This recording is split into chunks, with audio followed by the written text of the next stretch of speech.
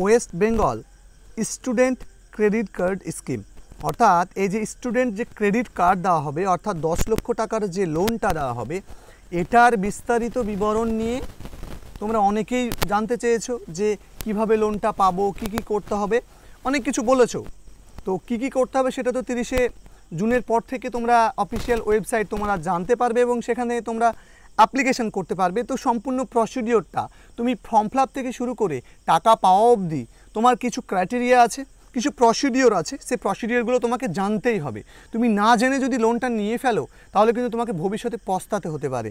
So আজকের এই ভিডিওটাতে আমি একদম অফিসিয়াল যে প্রসেস, সে প্রসেসটা তোমাদের সঙ্গে আলোচনা করব। ভিডিওটা একটু লং হবে, তোমরা একটু ধৈর্য সহকারে শুনবে। প্রথমে যেটা বলা হচ্ছে সেটা হচ্ছে যে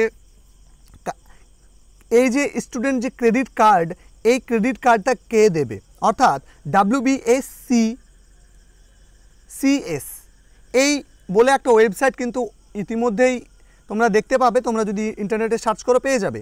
সো এই যে West Bengal student credit card scheme কোন ব্যাংক দেবে, দেখো এখানে লেখা আছে যে ওয়েস্ট বেঙ্গলের যে স্টেট কোঅপারেটিভ ব্যাংক আছে, অর্থাৎ সমবায় যে ব্যাংকগুলো আছে সে ব্যাংকগুলো, সেন্ট্রাল কোঅপারেটিভ ব্যাংক বা ডিস্ট্রিক্ট সেন্ট্রাল কোঅপারেটিভ ব্যাংকস বা আদার রিজিওনাল পাবলিক বা প্রাইভেট সেক্টরের যে সমস্ত ব্যাংকগুলো আছে সেই ব্যাংকগুলো কিন্তু তোমাকে এই লোনটা, এই লোনের জন্য স্টুডেন্ট ক্রেডিট কার্ড অর্থাৎ এই কার্ডটা তোমাকে দেবে।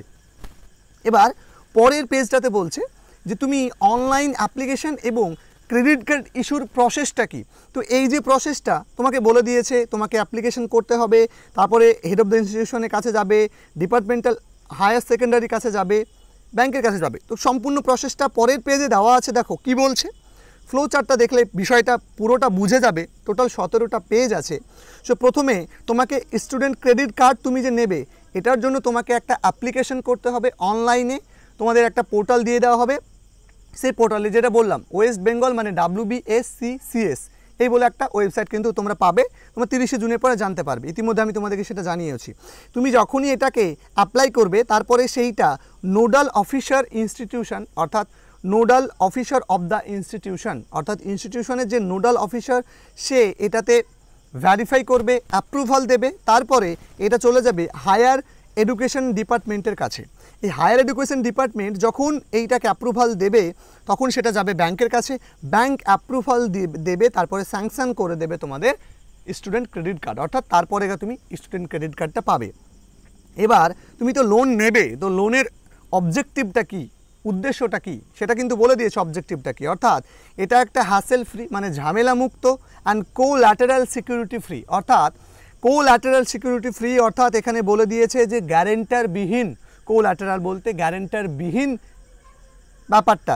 তো এই লোনটা কাদের দেওয়া হবে, স্টুডেন্টসদের দেওয়া হবে belonging to West Bengal with minimal simple interest for the maximum amount of 10 lakhs to the student pursuing studies within or outside state of West Bengal or abroad, অর্থাৎ তোমরা যারা বিদেশে পড়াশোনা করতে চাইছো অর্থাৎ ভারতের বাইরে গিয়ে বা ভারতের অন্যান্য কোনো স্টেটে পড়তে চাইছো বা ওয়েস্ট বেঙ্গলে পড়তে চাইছো তাদেরকে খুব কম সুদে 10 লাখ টাকা পর্যন্ত লোন দেওয়া হবে, এটা বলতে চাইছে। এবং এখানে ঝামেলা মুক্ত এবং কোল্যাটারাল সিকিউরিটি ফ্রি, অর্থাৎ যে তোমাদেরকে যে গ্যারেন্টার দিতে হয় লোন নিতে গেলে সেই গ্যারেন্টার তোমাকে দিতে হবে না, কারণ খোদ সরকারই হচ্ছে এর গ্যারেন্টার। এরপরে তুমি কি কি বেনিফিট পাবে, benefit number 1 hassle free and collateral security free loan from the banks, অর্থাৎ ব্যাংক থেকে যে ব্যাংকে অনেক ঝামেলা থাকে, তারপরে গ্যারেন্টারের একটা ঝামেলা থাকে, অর্থাৎ এই যে গ্যারেন্টারের ঝামেলা এইটাও কিন্তু থাকবে না। লোন ফ্রম দ্য ব্যাঙ্কস, এই ব্যাংক থেকে এটা পেতে গেলে তোমার দুটো বিষয় থাকছে না। এবার তোমাকে কি করা হবে, দেখো maximum credit limit of the student credit card is 10 lakhs, অর্থাৎ তুমি সর্বাধিক তুমি 10 লক্ষ টাকা পাবে। এরপরে বলছে nominal simple interest rate of 7%, অর্থাৎ 7%-এর সরল সুদে তোমাকে কিন্তু লোনটা দেওয়া হচ্ছে। এরপরে বলছে দেখো বিষয়টা, এই যে লাইনটা খুবই গুরুত্বপূর্ণ একটা পয়েন্ট, বোঝো বিষয়টা। If the interest is fully serviced within the study period there will be rebate of 1% interest rate, অর্থাৎ তুমি পড়ছো, পড়তে পড়তে তুমি যদি যে সুদটা অর্থাৎ তুমি যত টাকা নিচ্ছ তার উপরে যে সুদটা হবে, এই বিষয়ে আমি তোমাদেরকে পরবর্তীতে ভিডিও করে জানিয়ে দেবো। সো তুমি যে সুদটা নেবে, তুমি তোমার টাকার উপরে, লোনের টাকার উপরে যে সুদটা দিতে হবে তোমাকে, সেই সুদটা তুমি যদি মাসে মাসে দাও, তাহলে তোমার মানে লোনটা নিতে নিতেই তুমি লোনটা নিয়েছো এবং পড়তে পড়তে তুমি যদি ওই লোনটা যে সুদটা দিতে হবে, শুধু সুদের টাকাটা তুমি যদি প্রত্যেক তুমি যদি দিয়ে দাও পড়াকালীন সময়ে মাসে মাসে, তাহলে তোমার যে 4% তোমার যে সিম্পল ইন্টারেস্ট লাগছিল অর্থাৎ সরল সুদ লাগছিল, সেটা কিন্তু তোমার 1% কমে যাবে, অর্থাৎ 3% হয়ে যাবে। এবার বলছে পারপাস কি, উদ্দেশ্যটা কি দেখো, অর্থাৎ এই যে কোথায় কোথায় তুমি এই টাকাটা তুমি কোথায় কোথায় খরচ করতে পারবে সেটা কিন্তু এখানে বলে দিচ্ছে। দেখো, course fees payable to college, university or HE institute includes tuition fees, examination fees, library fees etcetera. অর্থাৎ তুমি যে টাকাটা পাবে সেই টাকাটা তুমি তোমার যে কোর্স, সে কোর্সের জন্য যে টাকাটা খরচ হবে কলেজে বা ইউনিভার্সিটিতে যে টাকাটা খরচ হবে সেই টাকাটা তোমাকে দেওয়া হবে। এর মধ্যে থাকবে টিউশন ফিজ, এক্সামিনেশন ফিজ, লাইব্রেরি ফিজ। এই সমস্ত কারণে তুমি কিন্তু তোমার টাকাটা ইউজ করতে পারবে। এরপরে fees for caution deposit, building fund, refundable deposit supported by the institution bills. অর্থাৎ এই একটা বিষয় তোমাদের এখানে চলে আসছে যে তুমি যদি কোনো একটা রিফান্ডেবল বলতে দেখো, তুমি ধরো তুমি একটা প্রতিষ্ঠানে ভর্তি হবে, সেখান থেকে তোমাকে যদি কোনো কিছু তোমাকে নিতে হচ্ছে, ধরো কোনো ল্যাপটপ নিয়েছো বা কোনো কিছু নিতে হচ্ছে এবং তার জন্য তোমাকে একটা সিকিউরিটি মানি জমা দিতে হবে। তো তুমি যে টাকাটা জমা দেবে সেই টাকাটা যদি তুমি ধরো একটা ল্যাপটপ নিয়েছো, ল্যাপটপের জন্য তোমাকে ধরো একটা সিকিউরিটি মানি জমা দিতে হয়েছে, ধরে নাও তোমাকে 10,000 টাকা বা 15,000 টাকা জমা দিতে হয়েছে। এবার তোমার পড়াশোনা কমপ্লিট করার পরে তুমি যদি ওই ল্যাপটপটা ফেরত দিতে পারো, তাহলে তোমার ওই টাকাটা তোমাকে ফেরত দেওয়া হবে। আর তুমি যদি ল্যাপটপটা ভেঙে যায় বা হারিয়ে যায় বা কোনো কারণে তুমি যদি পড়া কমপ্লিট করার পরে যদি ফেরত না দাও, তাহলে কিন্তু তোমার ওই টাকাটা তুমি ফেরত পাবে না। এরপরে বলছে নন ইনস্টিটিউশনাল এক্সপেন্সেস, অর্থাৎ তুমি পড়াশোনা বাইরে গিয়েও এটা খরচ করতে পারো। যেমন তোমার বলছে fees required for accommodation in college, university or HE institute hostels. অর্থাৎ তোমাদের অনেকের মনে প্রশ্ন থাকতে পারে যে হোস্টেলে পড়লে, অর্থাৎ তুমি কোনো একটা কলেজ বা ইউনিভার্সিটিতে পড়বে, সেখানে তুমি যদি হোস্টেলে থাকো, তোমার যে হোস্টেল খরচটা, সেই হোস্টেল খরচেও অর্থাৎ তুমি কলেজ ইউনিভার্সিটির বাইরে গিয়ে তুমি যে হোস্টেলে থাকবে, সে হোস্টেলের জন্য যে খরচটা হয় সেই খরচটাও তুমি কিন্তু ওই লোন থেকে করতে পারবে। এটা কিন্তু বলা হচ্ছে খুবই গুরুত্বপূর্ণ এবং খুবই সুবিধা কিন্তু এটা। আরেকটা বলছে দেখো, রেন্ট বা licence fee for living outside hostel or expenses for living as a paying guest. মানে তুমি যেখানে তুমি বাইরে গিয়ে কোনো একটা জায়গাতে থাকবে, সেখানে গিয়ে তোমার কোনো খরচ হলে সেটা তোমার কিন্তু লাগবে। বা ধরো তোমার কোনো একটা জায়গাতে তুমি বাইরে ধরো ট্যুর করতে হয়, ট্যুরের জন্য কোনো টাকা পয়সা যে ব্যাপারগুলো থাকে সেগুলো সমস্ত কিছু দেবে। তোমার পারপাসটা তুমি আর পরে তোমাকে আবারও বলছি আমি, দেখো এখানে বলা আছে, দেখো cost for purchasing books, computers, laptops, tablets etcetera. তুমি তোমার টাকাটা তুমি ল্যাপটপ, কম্পিউটার, বুকস এ সমস্ত কিছু কেনার ক্ষেত্রেও তুমি কিন্তু ইউজ করতে পারো। আরেকটা বলছে যে আদার expenses required for completion of course such as study tours, project works, thesis জমা দেওয়া। অর্থাৎ যারা ধরো PhD কোর্স করো তাদেরকে তোমাদের থিসিস জমা দিতে হয়, তারপর থিসিস জমা দেওয়া, তারপর বিভিন্ন প্রজেক্ট ওয়ার্ক করতে গিয়ে যে খরচটা হয় সেই খরচটা, বা স্টাডি ট্যুরস অর্থাৎ বাইরে ট্যুরে যেতে হয়, তো বিভিন্ন দেখবে বিএড কলেজ বা ডিএড কলেজদেরকে বাইরে ট্যুরে যেতে হয়, বা অন্য বিভিন্ন টেকনিক্যাল লাইনে যারা পড়ো, মানে ইঞ্জিনিয়ারিং লাইনে যারা পড়ো, তাদেরকেও একটা বাইরে ট্যুরে যেতে হয়। সো যাদের ট্যুরে যেতে হবে, ট্যুরের জন্য যে খরচটা হবে সেটাও তুমি করতে পারবে, প্রজেক্টের জন্য খরচ করতে পারবে, থিসিসের জন্য খরচ করতে পারবে, এগুলোর জন্য তুমি কিন্তু খরচ করতে পারবে। ওকে, পরেরটা কি বলছে, নোট। তোমাকে একটা জিনিস বিষয়টা নোট করতে বলা হচ্ছে, ভালো করে বিষয়টা বোঝো। I student can incur expenditure up to 30% of the total loan sanctioned for the non-institutional expenses for the whole course of study। অর্থাৎ তোমাকে যে টাকাটা দেওয়া হবে সেই টাকাটার মধ্যে তুমি 30% টাকা, অর্থাৎ তুমি যে টাকাটা তুমি ধরো তোমার কোর্সের জন্য ধরে নাও তোমার কোর্সের জন্য 1 লাখ টাকা খরচ হবে, তাহলে তুমি তার থেকে 30% টাকা তুমি কিন্তু 30% বেশির জন্য অ্যাপ্লাই করতে পারবে, যে টাকাগুলো তুমি আদার্স কাজে তুমি খরচ করতে পারবে। ওকে, up to 20% total loan sanctioned can be used as living expenses for the duration of the course। আর 20% তুমি আর লোন স্যাংশন হয়ে যাওয়ার পর তুমি সেটা ইউজ করতে পারবে অ্যাজ এ লিভিং এক্সপেন্সেস, অর্থাৎ লিভিং এক্সপেন্সেস হিসাবে তুমি এটাকে খরচ করতে পারবে for the duration of the course, অর্থাৎ কোর্স চলাকালীন সময় তুমি কিন্তু এইটা কিন্তু তুমি খরচ করতে পারবে। কী কী এলিজিবিলিটি আছে এটা নিয়ে আমি আগেই বলেছি। এলিজিবিলিটি হচ্ছে বলছে যে students should be Indian national, অর্থাৎ জাতিগত দিক থেকে ভারতীয় হতে হবে। The student or his family should be a resident of West Bengal for the last 10 years, অর্থাৎ 10 বছরের ওয়েস্ট বেঙ্গলের বাসিন্দা হতে হবে। তুমি দেখো কি বলছে, student must get himself enrolled for the studying in class 10 higher secondary UG PG courses including professional diploma courses within or outside the state of West Bengal, board abroad studying in coaching institute for competitive exams like UPSC PSC। দেখো খুবই গুরুত্বপূর্ণ বিষয়, তুমি কোন কোন জায়গাতে এই loan, কারা এই লোনের জন্য এলিজিবল হবে। ক্লাস 10 থেকে শুরু করে যে কোনো ক্লাসের ছাত্রছাত্রী যারা রানিং পড়ছো তারা এই লোনটা অ্যাভেল করতে পারবে। আর যারা রানিং স্টুডেন্ট, যারা এখন ধরো ক্লাস 12-এ পড়ছো, তারা যদি মনে করো তুমি লোনটা নেবে তারা নিতে পারবে। যারা কলেজে ফার্স্ট ইয়ারে পড়ছো তারা নিতে পারবে। যারা কলেজের ফাইনাল সেমিস্টারে পড়ছো তারা নিতে পারবে। যারা MA ক্লাসের ফাইনাল সেমিস্টারে পড়ছো তারা নিতে পারবে, বা যে কোনো সেমিস্টারে পড়ো না করো তুমি রানিং স্টুডেন্ট হলেও নিতে পারবে, বা তুমি নতুন করে কোনো একটা কোর্সে ভর্তি হচ্ছ সেক্ষেত্রেও তুমি কিন্তু লোনটা অ্যাভেল করতে পারবে। আর সবচেয়ে গুরুত্বপূর্ণ বিষয়, তোমার ধরো পড়াশোনা কমপ্লিট হয়ে গেছে, এখন তুমি চাকরি পরীক্ষার জন্য প্রিপারেশন নিচ্ছ, যেমন তুমি UPSC বা PSCর আন্ডারে যে সমস্ত পরীক্ষাগুলো হয় সেই সমস্ত পরীক্ষাগুলো, বা UPSC পরীক্ষা বলো বা PSC আন্ডারে যে সমস্ত পরীক্ষা যেমন WBCS বা যে সমস্ত পরীক্ষাগুলো হয়, বা বিভিন্ন স্টেটের যে সমস্ত পরীক্ষাগুলো হয়, তার জন্য তুমি যে প্রিপারেশনটা নিচ্ছ অর্থাৎ কোচিং করছো, তার জন্য একটা ভালো খরচ হয় চাকরির জন্য প্রিপারেশন নিতে। সো সেই টাকাটার জন্যও তুমি কিন্তু সেই পারপাসেও কিন্তু তুমি লোনটা নিতে পারো। বয়স ক্যাটাগরি বলে দিচ্ছে, বয়সটা বলছে যে তোমার বয়স বলছে interested student should not be above 14 years of the age at the time of application. তুমি যখন অ্যাপ্লিকেশান করবে এই স্টুডেন্ট ক্রেডিট কার্ডের জন্য, তখন তোমার বয়স 40-এর বেশি হওয়া যাবে না, অর্থাৎ 40-এর নিচে হতে হবে, এবং মিনিমাম হচ্ছে 15 বছর আর ম্যাক্সিমাম হচ্ছে 40 বছর। এর মাঝামাঝি এজে যারা পড়বে তারা কিন্তু এটা নিতে পাবে। Quantum of finance and security কী বলছে, maximum amount of loan available is 10 lakh, অর্থাৎ তুমি 10 লাখ টাকা লোন পাবে।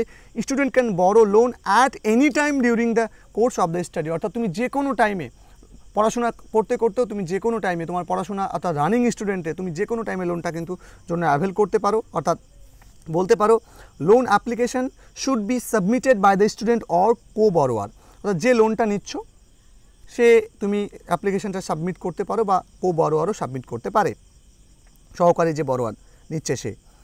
দেয়ার will be a life cover in the name of the student up to loan amount sanctioned. এটা হয়ে গেলে তোমাদের একটা লাইফ ইন্স্যুরেন্স করে দেওয়া হবে, সেটা বলছে the insurance premium to be borne by the student which shall be debited from the loan account. অর্থাৎ তুমি ধরো তোমাকে একটা LIC করে দেওয়া হবে, মানে একটা লাইফ ইন্স্যুরেন্স করে দেওয়া হবে, এবং সেখান থেকে তুমি যদি মারা যাও তাহলে তোমার যে টাকাটা লাইফ ইন্স্যুরেন্সে থাকবে সেই টাকাটা তোমার কিন্তু, তুমি যদি কোনো কারণে তুমি যদি মারা যাও তাহলে কিন্তু সেখান থেকে টাকাটা কেটে নেওয়া হবে, এটাই বলতে চাইছে এখানে। আবার কি বলছে দেখো, এই যে ডিভার্সমেন্টটা কি বলতে চাইছে, লোনের ডিভার্সমেন্টটা কি বলতে চাইছে দেখো, mode of disbursement for the payment of the course fees and other fees related to the institution, the amount of the loan will be credited directly to the designated account of the institution concerned। টাকাটা তুমি কি হাতে পাবে, এটা এখানে কিন্তু স্পষ্টভাবে বলে দিয়েছে তুমি টাকাটা কিন্তু হাতে পাবে না। অর্থাৎ যে টাকাটা তোমার কোর্সের জন্য খরচ হবে সেই টাকাটা তোমার ক্রেডিট কার্ড থেকে, সেই টাকাটা কিন্তু সরাসরি তোমার কলেজ বা ইউনিভার্সিটির কিন্তু সরাসরি টাকাটা দিয়ে দেওয়া হবে, অর্থাৎ ইউনিভার্সিটির যে অ্যাকাউন্ট সেই অ্যাকাউন্টে কিন্তু টাকাটা দিয়ে দেওয়া হবে তোমার নামে ইস্যু করে। তুমি কিন্তু এই টাকাটা পাচ্ছ না, কোর্স ফিজটা কিন্তু তুমি হাতে পাচ্ছ না। নেক্সট হচ্ছে বলছে for purchasing of computer, laptops, tablets, book, stationeries, living expenses etcetera, the amount of loan will be credited to the student's bank account. আর তুমি যে আদার্স, অর্থাৎ মানে তুমি যে কোর্স করবে সেই কোর্স ফিজ বাদ দিয়ে আদার্স যে সমস্ত কাজের জন্য তুমি টাকাটা খরচ করবে, সেই কাজের জন্য যত টাকা খরচ হবে, যে তোমাকে বলা হলো যে তোমাকে 30% টাকা কিন্তু তোমাকে বেশি অ্যাপ্লাই করতে পারবে, ধরো তোমার 1 লাখ কোর্স হলে তুমি 1,30,000 পর্যন্ত অ্যাপ্লাই করতে পারবে। সো ওই 30,000 টাকা দিয়ে তুমি কী করতে পারবে, এই যে তুমি আদার্স তোমার যে সমস্ত এডুকেশনের জন্য যে সমস্ত জিনিসগুলো দরকার হবে সেই সমস্ত জিনিসগুলো তুমি কিন্তু কিনতে পারবে, সেটাই কিন্তু এখানে বলছে।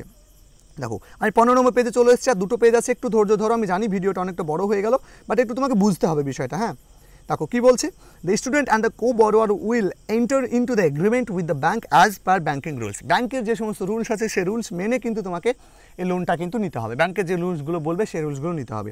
এখানে একটা জিনিস বলে দিয়েছে তোমাকে যে একটা লোন নিতে গেলে যে সমস্ত রুলসগুলো থাকে ব্যাংকিং অর্থাৎ ব্যাংকের যে রুলসগুলো থাকে সেগুলো কিন্তু তোমাকে মানতে হবে, মেনে নিয়ে তোমাকে লোনটা নিতে হবে।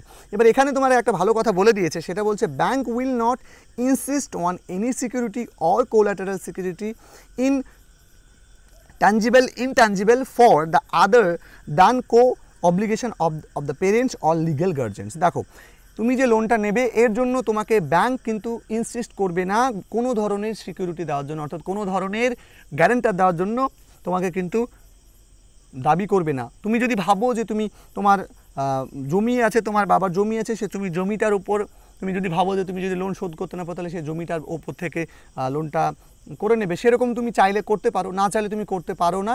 এটা তোমাকে কিন্তু ব্যাংক কিন্তু তোমাকে এই বিষয়ে কোনো রকম ইনসিস্ট অর্থাৎ জোর দিতে কিন্তু পারবে না, জোর করতে পারবে না। তুমি যদি চাও যে না আমি যে লোনটা নিচ্ছি তার জন্য একটা সিকিউরিটি মানি, আমি ব্যাংকে আমার তার জন্য আমি হয়তো 2 কাঠা যে জমি আছে আমার, বা আমি যে 2 কাঠা জমি আছে সেটা আমি হয়তো ব্যাংকে সিকিউরিটি হিসাবে আমি দিয়ে রাখলাম, কিন্তু তুমি চাইলে দিতে পারো। আর না হলে কিন্তু তোমাকে ব্যাংক এই বিষয়ে কোনো রকম ইনসিস্ট করবে না।